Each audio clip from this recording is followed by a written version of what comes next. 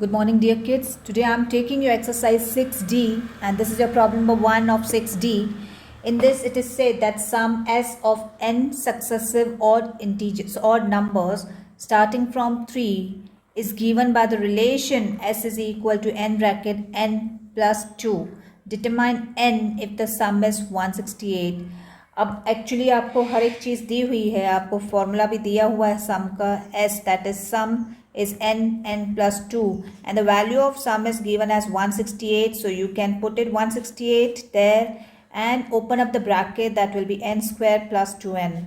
n square plus 2n को यहीं पे रखो, 168 को यहाँ ले आओ, तो आपका इक्वेशन रेडी हो गया. Now you can split up this equation by taking the factors 14 and 12. So you will get 14 and 12. When you subtract, you get 2, and when you multiply, you get 168, and then n plus 14 minus 12 and plus 14. You have taken minus outside common, so inside bracket will be plus. So you got two brackets, that is n minus 12 and n plus 14 is equal to 0. So you got two values, n minus 12 when you equate with 0 n will be 12, and n plus 14 when you equate with 0 n will be minus 14. Got the point clear? But I guess you should take positive value. So let's go for n is equal to 12. Let's go for next then. Question number 2. A stone is thrown vertically downwards and the formula d is equal to 16t square plus 4t gives the distance. The distance is in meters, that it falls in t seconds. D is distance, t is t seconds. How long it will take for 420 meters? So distance 420 meters आपको दिया गया है problem में. सिर्फ question को समझना है. Actually there is nothing. Actually the quadratic equation is given to you already. You do not have to make up anything. Quadratic equation आपको दिया गया है. So 16t square plus 4t minus 420 is equal to 0. That's your quadratic equation. You can थोड़ा सा इसको reduce भी कर सकते हैं. 4t square plus t, 4 की टेबल में अगर जाएंगे तो you will get something like this. Now you multiply 105 and 4 and then get the factors. I think making equation is the part, and then making finding factors and splitting the middle term, that's the easy part. You can do it. Let's go for question number 3. The product of the digits of a 2-digit number is 24. Now I do not know the digits, so what I will put it, I will keep 10th digit as x and 1st digit as y. Yes, that's perfect. Yes, and the product of two digits of a number is 24. So can I put it x into y is equal to 24? And then it is said if the units digit, अगर आपको चाहिए तो यहाँ से आप y को subject बना दो, 24 अपॉन x हो जाएगा, इसको 1 डाल दो equation. And further it is saying that if the units digit exceeds twice the 10th digit. Unit digit कौन है? यूनिट डिजिट मतलब 1st digit y. It exceeds twice the 10th digit 2x by 2, that is equal to 2. अब यहाँ पे आपका ये equation बन रहा है, लेकिन आप क्या कर सकते हो, y की वैल्यू यहाँ पे 24 अपॉन x डाल सकते हो. The value which you got in equation number 1 that you can substitute in this equation, so that you get a quadratic equation. As we know that the quadratic equation is a one variable, so you can not have y there. y का substitution आपको करना ही पड़ेगा, इसलिए हम लोग ने equation 1 को y की जो वैल्यू आई थी 24 अपॉन x उसको सब्सटीट्यूट कर दिया. And now what you will do, you will take LCM करेंगे तो हम लोग के पास आ जाएगा कुछ इस तरीके से. करेक्ट. x नीचे है, 2x के नीचे कुछ नहीं मतलब 1 है, तो एलसीएम विल बी x, और क्रॉस मल्टीप्लाई करना है तो you will gate 24 minus 2x square. ये x को आप चाहें तो 2 के साथ ले जाएं तो that will be 24 minus 2x square is equal to 2x.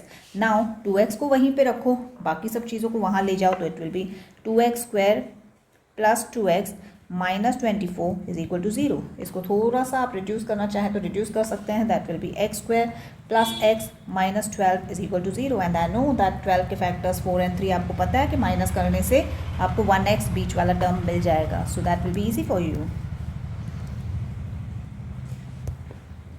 Your next problem is the ages of two sisters are 11 and 14 years. In how many years time will the product of their ages will be 304?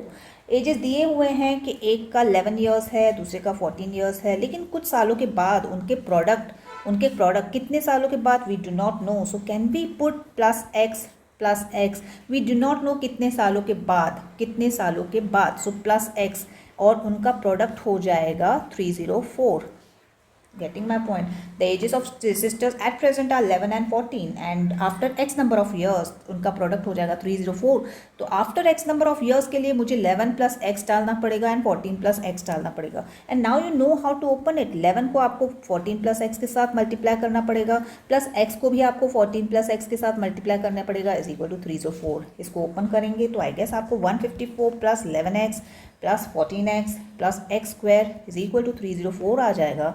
And then you can keep it, okay, 11x and 14x, that will be 25x plus x square plus 154 minus 304.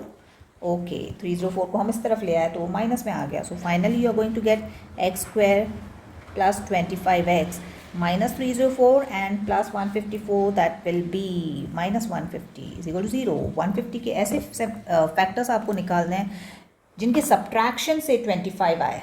So I think 30 and 5 will be what? Yes, 30 and 5. When you multiply, you will get 150, and when you subtract, you are going to get the middle term, that is 25.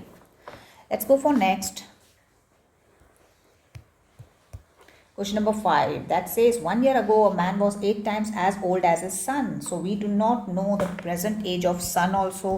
So son को हम लोग x रखते हैं और man बन जाएगा. A man is 8 times as old as his son. So can we put it as 8x? Okay, now his age is equal to square of his son's age. 1 year ago. Okay. थोड़ा सा change कर देते हैं. What we can put is the present age. If I want to put the present age, present आज का present में क्या है? Now his age is equal to square of his son's age. So if I'm putting present age of son as x, so present age of man or father will be x square. Correct. 1 year ago, when I say 1 year ago, तो आपको son में से भी x minus 1 करना पड़ेगा और man में से भी आपको x square minus 1 करना पड़ेगा. Now 1 year ago man was 8 times as old as his son. तो man क्या है 1 year ago? x square minus 1. He was is equal to 8 times as old as his son. So 8 bracket x minus 1. तो आप present age अगर रख रहे हो तो that will go very easy for you. Present age को x रख दो, present सन एज को x रख दो और फादर या मैन्स एज x स्क्वायर रख दो and then go for subtraction of 1. Why you are subtracting 1? Because it is say that 1 year ago. तो जब हम अगो की बात करते हैं तो हम सब्ट्रैक्ट करते हैं और 1 ईयर अगो जब एज आ गई तो सन की एज आ गई x माइनस 1 और मैन की एज आ गई x स्क्वायर माइनस 1. अब आप कर सकते हो x square minus 1 is equal to 8 times x minus 1 because it is said that man's age is 8 times son's age. इसको ओपन कर देंगे थोड़ा सा तो that will be 8x minus 8 here. Now you can put it. Number को साथ में, variable को लाइक टर्म्स को साथ में करके क्वाड्रेटिक इक्वेशन रेडी करेंगे, उसको सॉल्व करेंगे. You will get the value of x and once you got the value of x you can put it and get the value of another. Like सन का आ गया तो मैन का तो आ ही जाएगा. Okay. Next, problem number 6, we have age of father is twice the square of age of his son. So we do not know son's age. So son's age be x and father will be square of x twice the square of x, 2x square, correct? And it is said that 8 years hence, जब hence की बात होती है 8 साल के बाद, तो हम लोग करेंगे x plus 8 and 2x square plus 8. 8 years hence the age of father will be 4 years more than 3 times age of son. Age of father, ये father है, ये son है. 8 years hence father की age है 2x square plus 8. ये हो जाएगी, सी read करना है एक बार. It will be, father's age will be 4 years more than 3 times son age. 4 years more than 3 times son's age. Got my point clear. इसको थोड़ा सा ओपन अप करते हैं. 2x स्क्वायर प्लस 8 को वैसे ही 3x plus 3 into 8 24 plus 4. So that will B 3x plus 28 and here will be 2x square plus 8. Number को साथ में कर दो, वेरिएबल को साथ में कर दो, तो you are going to get 2x square minus 3x minus 20 is equal to 0. Correct. 20 into 2 करो तो आपको 40 मिलेगा. आपको 40 के ऐसे फैक्टर्स निकालने हैं जिनके सब्ट्रैक्शन से 3 आए. So can we go for minus 8 and plus 5. Minus 8 and plus 5 जब आप करोगे you will get minus 3 and जब आप मल्टीप्लाई करोगे तो you will get exactly minus 40. So you can go for 2x square minus 8x plus 5x minus 20 is equal to 0. From there you will get two brackets and hence you will get the answer. Next, question number 7. The speed of boat is in still water is 15 km per hour. It can go 30 km upstream and return downstream to the original position in 4 hours 30 minutes. Find the speed of stream. See, speed of stream कितनी है पता नहीं है. Stream मतलब आपके पानी का बहाव कितना है, और पानी का बहाव जितना रहेगा that will be helpful if boat is going down stream.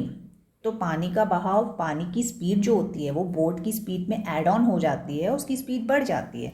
इसलिए जब भी बोट नीचे की तरफ आती है तो आप उसकी स्पीड बढ़ी हुई रहती है, लेकिन जब वो ऊपर की तरफ जाती है तो पानी के बहाव के ऑपोजिट डायरेक्शन में ऊपर की तरफ जाती है. हैंस बोट की जो स्पीड है और पानी की जो स्पीड है वो सब्ट्रैक्शन में जाएगी. सो ऑलवेज रिमेंबर, वाटर की स्पीड बोट की स्पीड में ऐड होगी जब नीचे की तरफ आ रही boat.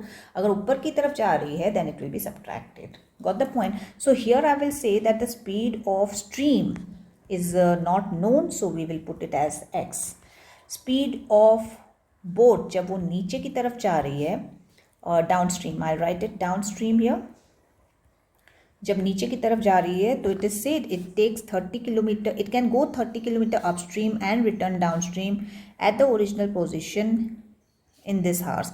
Okay, in this hours and minutes, and the speed of boat in still water is 15 kilometre per hour. Still water जब आपका स्टिल वाटर मीन्स पानी में कुछ मूवमेंट नहीं है, उस समय स्पीड ऑफ बोट आपकी क्या है, स्पीड अपनी स्पीड ऑफ बोट मतलब बोट की स्पीड कितनी है.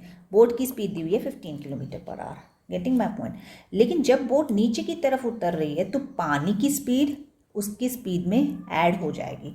पानी का स्पीड, स्ट्रीम का स्पीड क्या है x, बोट का स्पीड क्या है 15, तो 15 प्लस x हो जाएगा. करेक्ट. लेकिन यही बोट जब ऊपर की तरफ जा रही है तो speed of boat when it is going upstream, तो एट दैट टाइम पानी की स्पीड आपको सब्ट्रैक्ट करनी पड़ेगी. Getting my point.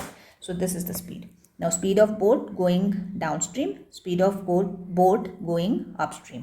अच्छा, डिस्टेंस आपको दिया हुआ है 30 किलोमीटर का, चाहे वो अपस्ट्रीम जाए या नीचे आए, 30 किलोमीटर का डिस्टेंस है. तो डिस्टेंस आपके पास d1 भी 30 है, d2 भी 30 है. करेक्ट. और आपके पास टाइम दिया हुआ है. पहले भी हम लोग ने ऐसे प्रॉब्लम्स किए हैं. जब हम लोग टाइम 1 फाइंड करेंगे that will B 30 distance upon speed 1 15 plus x.